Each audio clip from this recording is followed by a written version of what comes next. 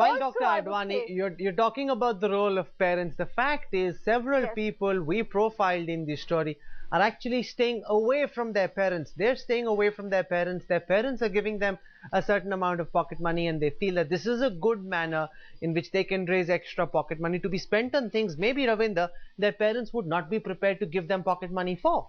Absolutely, and most probably their parents are not even aware of the fact. Like this girl accepted to us that I am trying to earn because living in cities, in a city like Delhi is a little difficult, and I come from a small town.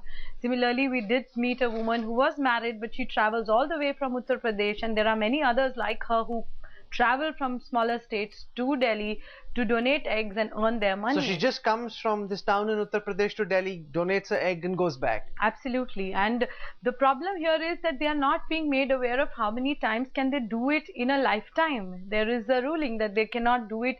Medically, it has been proved that more than 6 times in a lifetime. But Dr. Bakshi, I'm also seeing these advertisements and these boards that are being put up which say that 4 times in a year is okay. Is it really the case? No, Is there a certain number of times you can do it in a year without this impacting the biological cycle or a woman's body in any fashion whatsoever, ma'am? See, absolutely, as Ravinder just put it, there is that you cannot donate more than 6 times. Similarly, like in surrogacy, you cannot use your uterus more than 3 times. So it is not as if you can keep going on and on and on. Finally, because there is a number of eggs that one is born with, and you're expending that. You are just using those eggs. When the chance comes for her to become a mother herself, she may have expended all her currency that she was given with. So it is extremely important to tell them that it is not that they can come in every month and donate and go back. Well, that's unfortunately the sense that's going out. Young girls are engaging in these highly unhealthy practices. Ovarian eggs are up for sale, but this comes with a huge price tag. And childless couples won't just pay up without a fuss. They are becoming increasingly demanding. Demand is much higher for fair-skinned donors. Sometimes the requirements can get very specific. Fair skin and blue eyes. The higher the educational qualifications of the donor, higher the price of the egg. And as our correspondent Ravinder Baba found out, there seems to be a huge demand for these young girls, because the younger the girl, the better the quality of the egg, or that's the perception these childless couples apparently have. Take a look at this.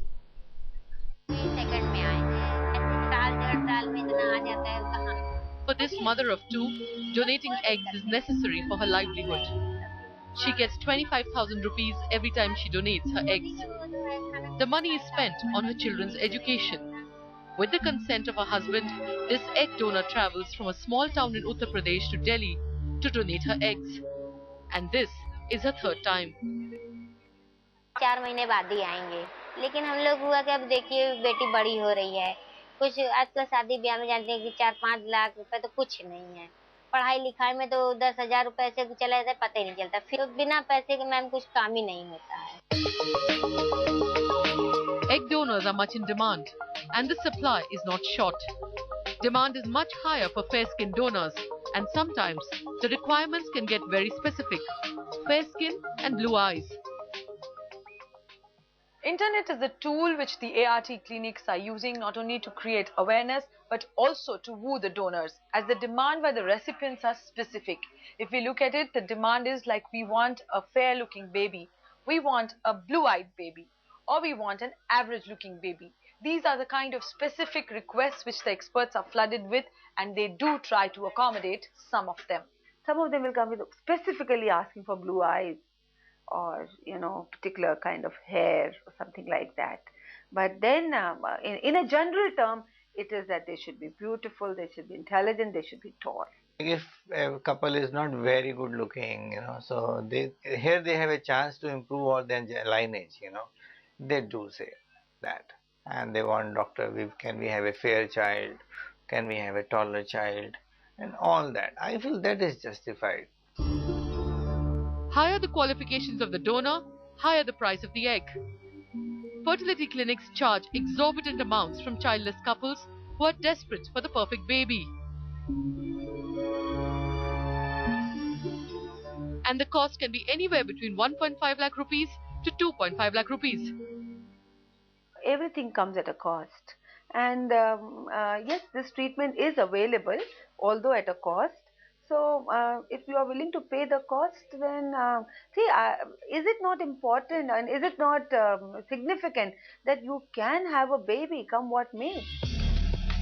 In India, the baby business is booming. A new law is being formulated to tackle the commercialization of this process. But it'll be some time before the law gets implemented. Breaking the law would mean cancellation of license for fertility clinics. Malpractices could also lead to imprisonment. Maybe that will deter the desperate. With Ravindra Bava in Delhi, Chandni for Headlines Today.